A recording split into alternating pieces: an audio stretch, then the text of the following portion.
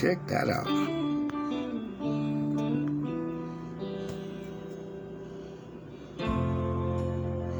What the fuck? Oh, there we go. This is my exhaust on this side. I just cleaned this up. It's not polished. It's still rough. This baby here, the exhaust on that side is pretty sanitary. I hand surfaced that deck there and in the head too with some nice wet and dry 180 and then a 400. It's very flat. I feel gauged it. Very nice. Tried to do a swirl polish on my stock valves here.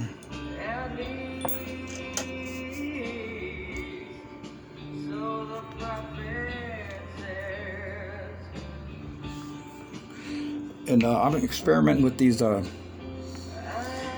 22-pound valve springs. These stock ones are like 8 or 10 or something. I'm going way stronger than that. Yeah, I got these at a hardware store. I just cut this one to check it for its weight. And what I'll do is I'll heat it up, forge it, and quench it in some WD-40 or water or something that'll give it a hardness. But yeah, this is a Tecumseh. Whatever the fuck, I can't pronounce that name. And I opened up that block. I JB welded this governor. I didn't want to take that piece out, and I don't want to swing it around because it's gonna hang up on the cam gear and just grenade everything. So I swung it sideways so it's clear, and then I JB welded it. And sounds like a monkey.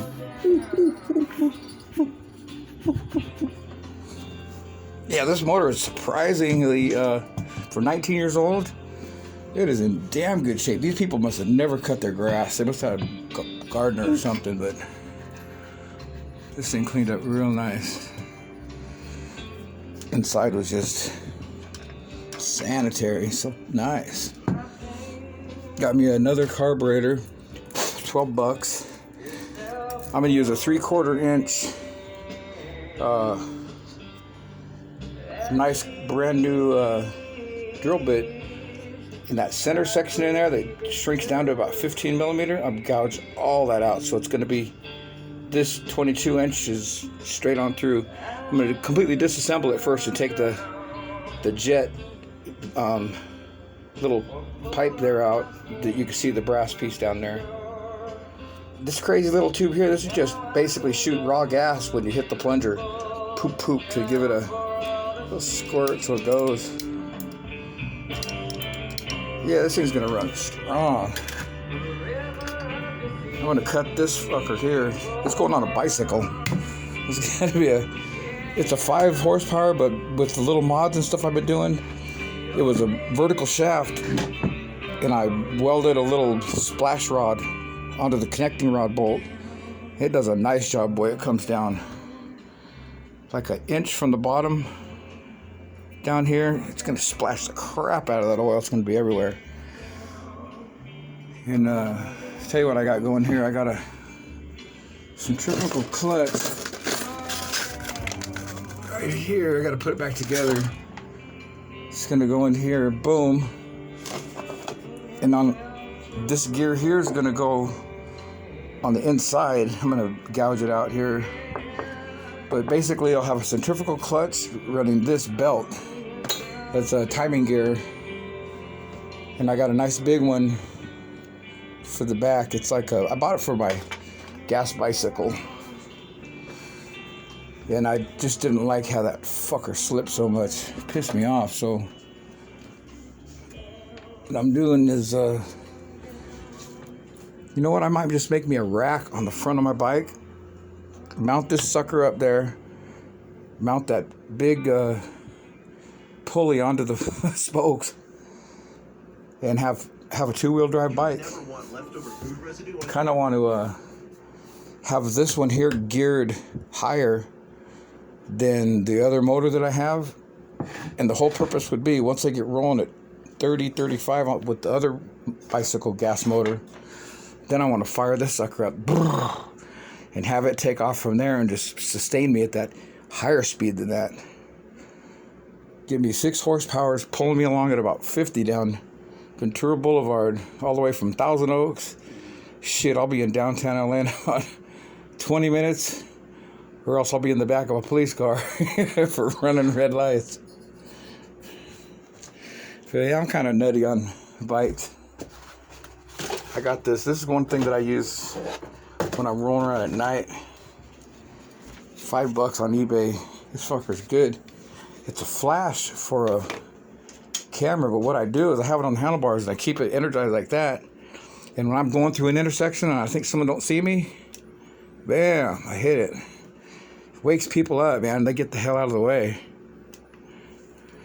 Yeah, like $5, I think, is a hell of a good little tool for even during the daytime. The thing's extremely visible.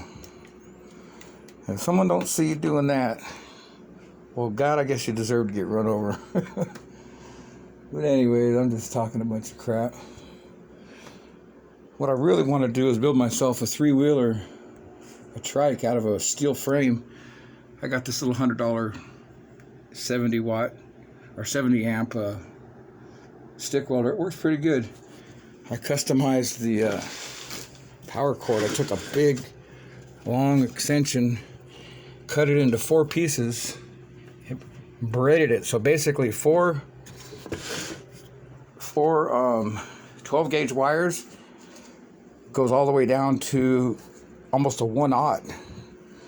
And I made the plug. You should see the plug that plugs into the wall. I made it all out of straight copper. And I spent a couple days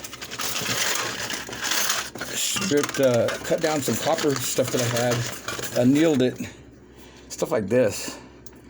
But I actually made fat prongs and a fat brown connector and encased it all in epoxy. It came out badass.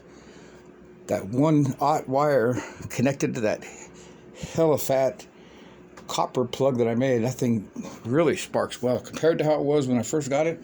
I used some big stick with it. I'm impressed with it. And that runs on a 30 amp breaker on the house here. This is a spare bedroom that's kind of beat up. I run the grinder and the welder and stuff in here, and I got a really cool mom. She don't trip on this stuff. Anyways, down the road, I'm gonna have a couple nice projects. I'm waiting on a settlement, some money coming in, and I'm gonna spend a few $1,000 on some supplies. I don't really like electric bikes. I've had a couple. Everybody wants to fucking steal your batteries and shit, and when you run out of charge, you're fucked. I'd much better have a gas-powered bike. I'd like to do I don't want to do a Predator. I ain't going to Harbor Freight and buying their crap. When I come across a 10 or a 15 horse Honda, I'll rebuild the whole thing myself, and I'll go with the really nice rod, the real slamming cam, do the piston, do the whole bit. I might even buy a tiny little turbocharger or something, or do some nitrous. But I want to have a fast damn little custom-made bicycle that'll do about 50 down the highway, beat traffic. Anyways, I'm done shit talking.